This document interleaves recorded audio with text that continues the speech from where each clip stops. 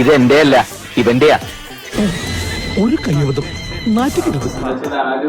ഞാൻ ബ്രദറിന്റെ വൈഫിന്റെ ഷോൾഡറിൽ കൈവച്ചു, ഇവളായിരുന്നു. അപ്പൊ അവളുടെ ഷോൾഡറിൽ കൈവച്ചു.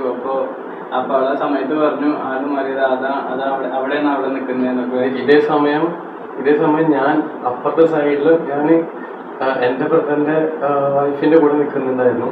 ബട്ട് അത് ക്യാമറയിൽ വരുമ്പോൾ ഫസ്റ്റ് ഈവൻ ഫോക്കസ് ഞാൻ എൻ്റെ ബാക്കിൽ. അപ്പോൾ ഞങ്ങൾക്ക് രണ്ടുപേർക്കും മനസ്സിലായ ആള് പറയുന്നു. സംഭവം നടന്നത് ഏറ്റുമാനൂർ വെച്ചാണ്. ഷൊർണൂർ സ്വദേശികളാണ് ഇതിൽ ഉണ്ടായിരുന്നത്. ശരത്തും അതുപോലെ തന്നെ സുജിത്ത്, ഇവർ രണ്ടുപേരുമാണ് ഇരട്ട സഹോദരന്മാർ. ശരത്തിന്റെ ഭാര്യയാണ് ശ്രീദേവി, അതുപോലെ തന്നെ സുജിത്തിന്റെ ഭാര്യയാണ് ശ്രീലക്ഷ്മി. ഈ രണ്ടുപേരും, അതായത് ശ്രീദേവിയും ശ്രീലക്ഷ്മിയും ഇരട്ട സഹോദരിമാരാണ്. ഇവർ നേരത്തെ തന്നെ ഒരു ആഗ്രഹം ഉണ്ടായിരുന്നു രണ്ടുപേർക്കും, ശരത്തിനും സുജിത്തിനും, ഇരട്ട സഹോദരിമാരെ തന്നെ വിവാഹം കഴിക്കണം എന്നുള്ളത്. പക്ഷേ കല്യാണ ദിവസം തന്നെ ഇത്രയും വലിയൊരു പൊല്ലാപ്പിൽ അല്ലെങ്കിൽ ഇത്രയും വലിയൊരു മാറ്റത്തിൽ ഒരു അമിളിയിൽ ചെന്ന് ചാടുമെന്ന് വിചാരിച്ചില്ല എന്നുള്ളതാണ്.